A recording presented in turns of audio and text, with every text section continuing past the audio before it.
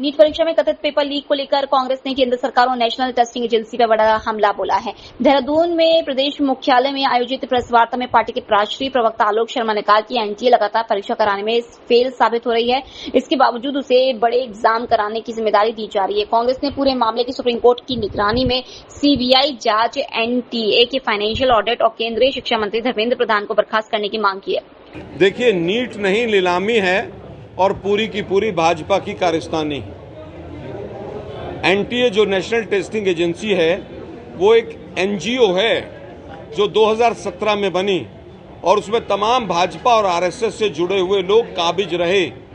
दुर्भाग्य ये है कि जिस ऑर्गेनाइजेशन के माध्यम से लगातार एग्जाम फेल होते चले गए, उसको किसने ऑथराइज किया, किसने ताकत दी कि आप इतने बड़े बड़े एग्जाम करेंगे? क्या मिनिस्ट्री ऑफ एचआरडी ने दिया? क्या पीएमओ ने दिया? क्या कैबिनेट ने दिया? हमारी कुछ मांगे हैं। सबसे पहली मांग है कि एनटीए को स्क्रैप कर देना चाहिए, इसको बंद कर देना चाहिए, इसका फॉरेंसिक फाइनेंशियल ऑडिट होना चाहिए, धर्मेंद्र प्रधान जी को तुरंत बर्खास्त कर देना चाहिए, वो एक फेल शिक्षा मंत्री हैं।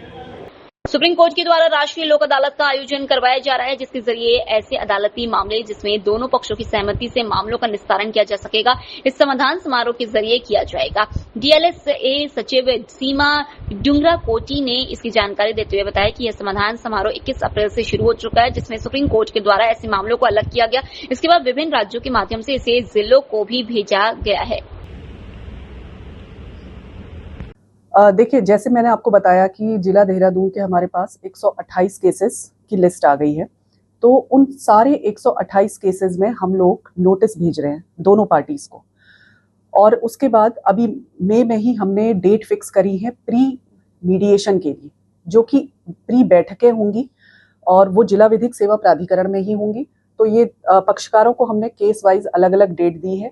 दोनों पक्षकार नोटिस सर्व होने के बाद जब हमारे सामने उपस्थित होंगे तो हम खुद भी उनके साथ बातचीत करेंगे। हमारे जो जिला विधिक सेवा प्राधिकरण में हमारे साथ पैनल एडवोकेट हैं, हमारे डिफेंस काउंसिल हैं और हमारे जितने भी मीडिएटर्स हैं, हम सब कोशिश करेंगे कि उसमें हम पार्टीज की आपस में बातचीत कराएं। और जब कोई पार्टी इसमें रजामंद हो जाएंगी, दोनों के बीच में किसी तरह का कॉम्प्रोमाइज हो जाएगा, कोई सेटलमेंट हो जाएगा, तो उसके बाद उन मामलों को ऑनरेबल सुप्रीम कोर्ट को भेजा जाएगा, ताकि वो मामले उसके बाद लिस्टिंग उनकी की जाए और 21, 22, 23 को वो समाधान समारोह में लगाए जा सके।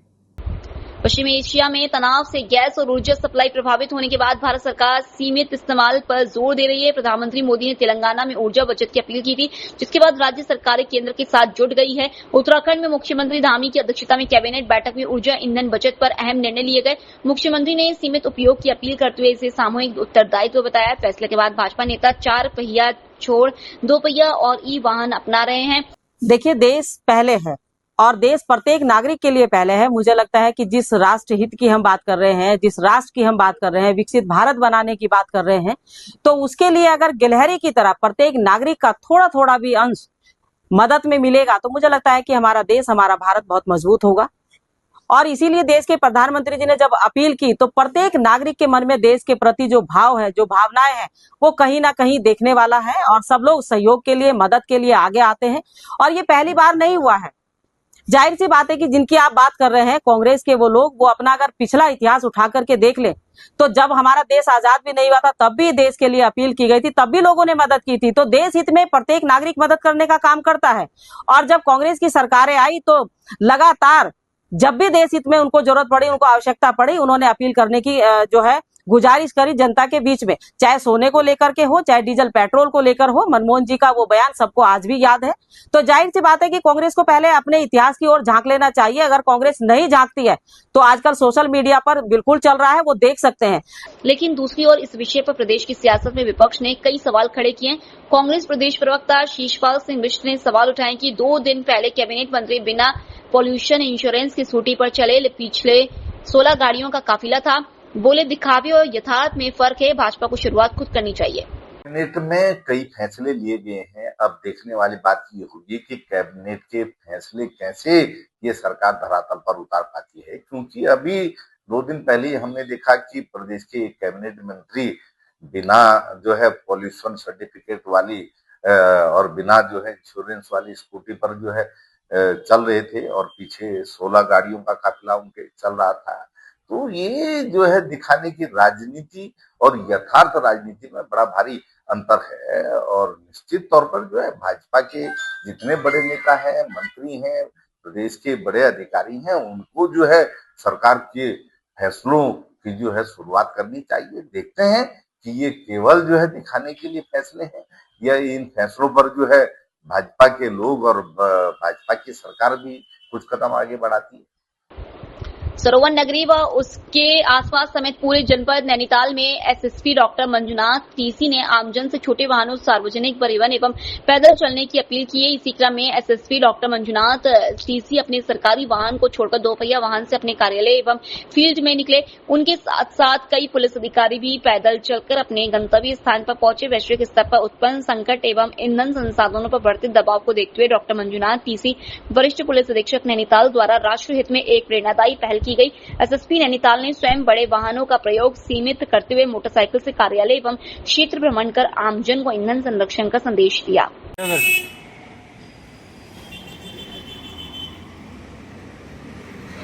उधम सिंह नगर पुलिस ने वाहन चोरों के खिलाफ कार्रवाई करते हुए बड़ी उपलब्धि हाथ लगी है, जहां थाना पंतनगर पुलिस ने बाइक चोरी करने वाले गैंग का पर्दाफाश करते हुए बड़ी सफलता हासिल की है। वरिष्ठ पुलिस अधीक्षक अजय गणपति के निर्देशन में कार्रवाई करते हुए पंतनगर पुलिस ने मात्र 48 घंटे के भीतर 2 शातिर बाइक चोरों को गिरफ्तार किया है।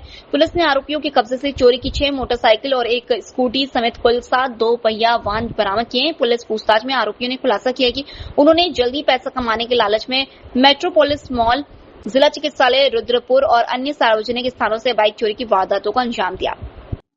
2 मामले ऐसे प्रकाश में आए थे पंतनगर थाने में, जिसमें वाहन चोरी का मुकदमा लिखा गया था। उसी की सुरागसी पतारसी के दौरान सीसीटीवी फुटेजेस के एनालिसिस करने के दौरान हमारी टीम को ये पता चला कि 2 व्यक्ति जिनका नाम भोला सरकार और विक्की विश्वास है।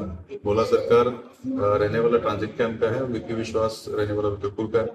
इनके द्वारा ये बाइक चोरी का काम किया जा रहा था। तो इनको हमने सिडकुल सिटी पार्क क्षेत्र से नेस्ले फैक्ट्री के पीछे से इनको गिरफ्तार किया गया तथा इनके पास से 6 मोटरसाइकिल और 1 स्कूटी, कुल 7 वाहन इनके पास से बरामद। खाड़ी देशों में कीड़े युद्ध के बाद वैश्विक संकट को देखते हुए प्रधानमंत्री नरेंद्र मोदी ने समस्त देशवासियों से अपील की है कि ऊर्जा संसाधन पेट्रोल डीजल का कम से कम इस्तेमाल करें, जिसका असर उत्तराखंड में देखने को मिल रहा है। आज मुख्यमंत्री पुष्कर सिंह धामी कैबिनेट बैठक में शामिल होने के लिए सचिवालय पहुंचे तो वह उन्होंने अपनी फ्लीट कम कर दी। आज मुख्यमंत्री पुष्कर सिंह धामी सिर्फ 5 गाड़ियों के साथ कैबिनेट बैठक में पहुंचे, तो वहीं पहले मुख्यमंत्री की फ्लैट में 8 से 9 गाड़ियां चलती थी।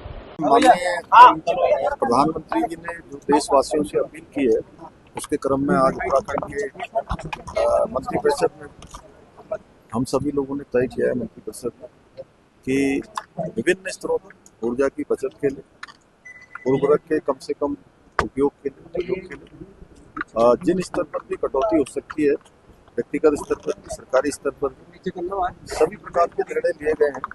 उसमें एक SOP बना दी गई है, जिससे कि उत्तराखंड राज्य का भी इस राष्ट्रव्यापी और जो इस समय विश्वव्यापी जो एक समस्या बनी है, ईंधन की जो आयात करने की स्थिति हमारे लिए कम से कम हो, हमारे देश के लिए कम से कम, उसमें हम सब अपना योगदान देंगे। देहरादून के कैंट क्षेत्र में दून पुलिस ने जिस्म फरोशी के धंधे का बड़ा खुलासा किया।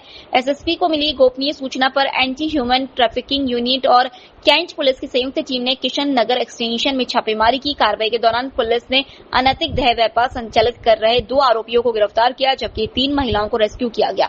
पुलिस के अनुसार मुख्य आरोपी पहले भी इसी मामले में जेल जा चुका है और बाहरी राज्यों से महिलाओं को काम दिलाने के बहाने देहरादून बुलाकर देह व्यापार करवाता था।